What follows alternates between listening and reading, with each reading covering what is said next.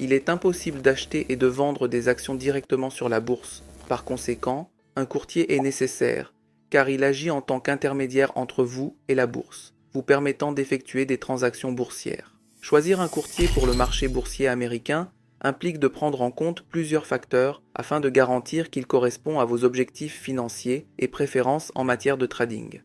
Avant de sélectionner un courtier, il est essentiel de vérifier s'il est domicilié aux États-Unis ou à l'étranger.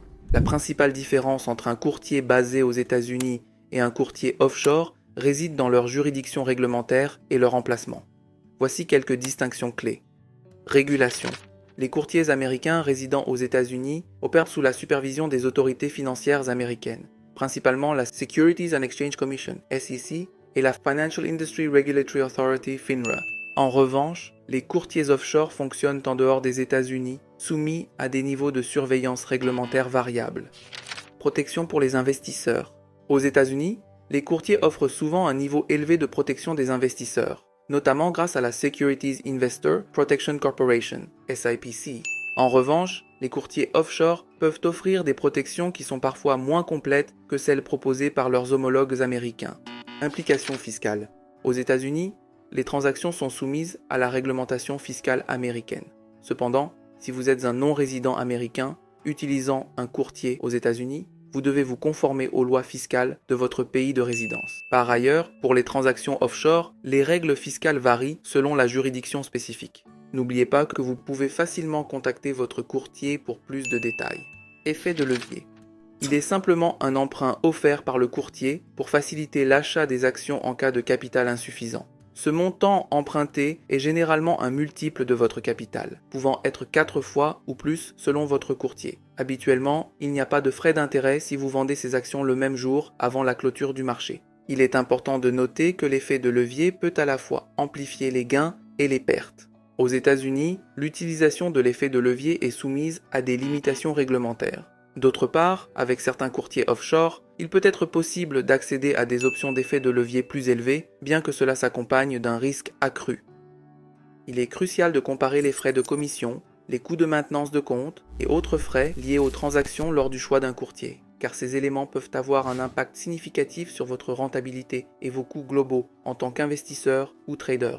Opter pour des courtiers proposant des transactions sans commission peut sembler attrayant, mais il est essentiel d'analyser d'autres frais possibles, tels que les frais de maintenance de compte ou les frais de données de marché. Prenons l'exemple suivant. Si nous achetons 100 actions de ABC au prix unitaire de $30, cela nous coûtera $30 multiplié par 100, soit $3000. Si nous décidons de les vendre après que le prix a augmenté à $31, nous encaisserons $31 multiplié par 100, soit $3100. Cela nous laisse avec un gain brut de $100 avant de prendre en compte d'éventuelles commissions et frais. Examinons le cas de deux courtiers, X et Y.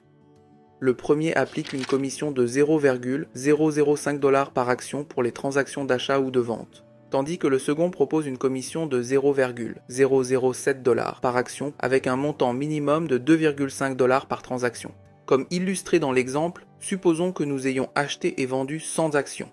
Pour le courtier X, la commission serait de 100 actions multipliées par $0,005, ce qui équivaut à $0,5 pour l'achat et également pour la vente de ces 100 actions, résultant en une commission totale de $1.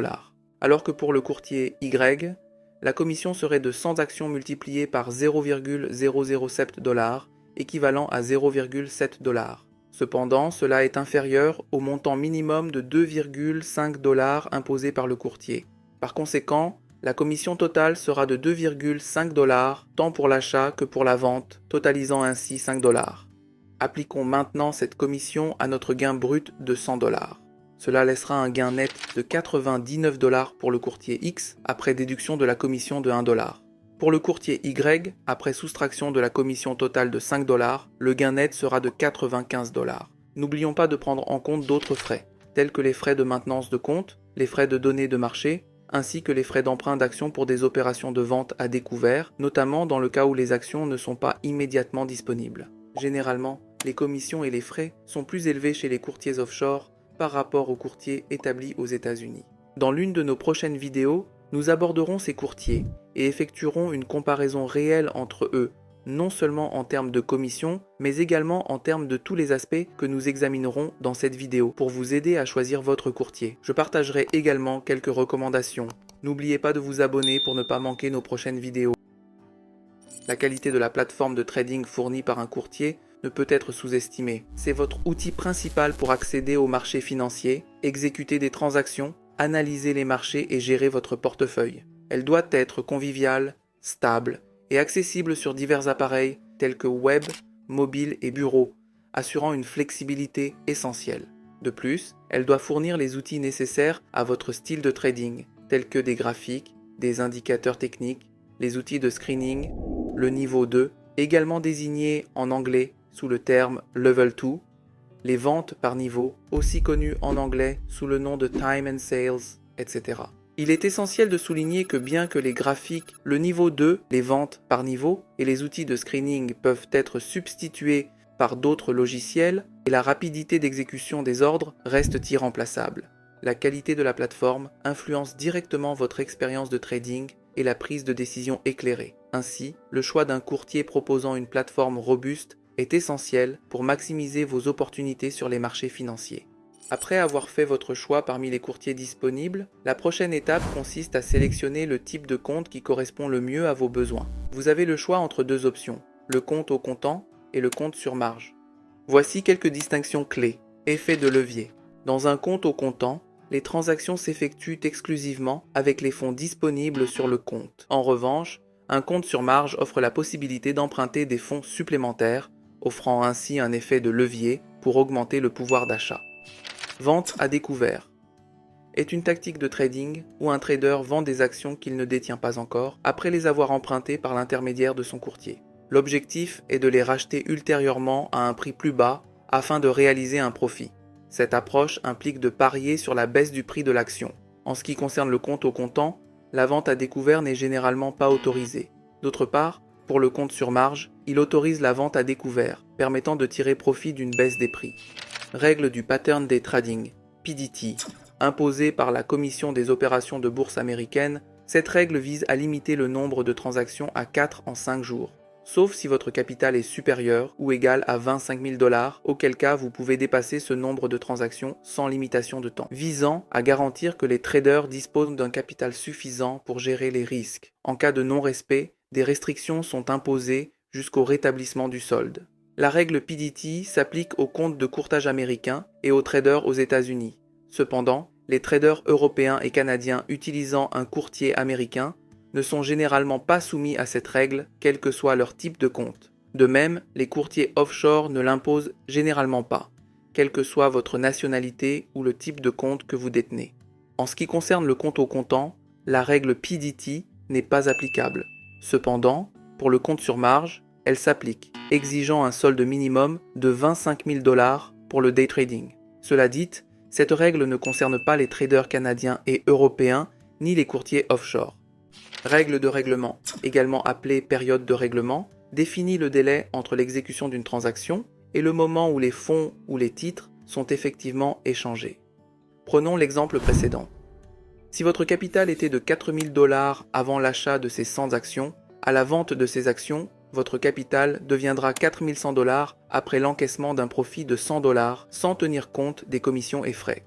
Sur ces 4 000 $, vous avez utilisé 3 000 $ pour effectuer la transaction et vous avez gardé 1 000 $ comme non utilisables. Dans ce cas, les 1 000 $ sont toujours prêts à être utilisés le même jour. Si, par exemple, la transaction a eu lieu un lundi, alors les 3 000 $ plus les 100 $ de profit, soit un total de 3 100 $, ne seront disponibles que le jour suivant, soit le mardi si votre courtier applique la règle T+1. Cependant, si votre courtier applique la règle T+2, ils ne seront disponibles que le mercredi. Notez bien que la règle de règlement s'applique aux jours ouvrables. Les samedis et dimanches ne sont pas inclus. Par exemple, si votre transaction a eu lieu un vendredi, la T+1 sera le lundi et la T+2 sera le mardi. En général, pour un compte au comptant, la période de règlement standard est de T+2, ce qui signifie que la transaction est réglée 2 jours ouvrables après la date de la transaction. Pour un compte sur marge, le règlement peut être plus rapide, souvent en un jour ouvrable, T+1.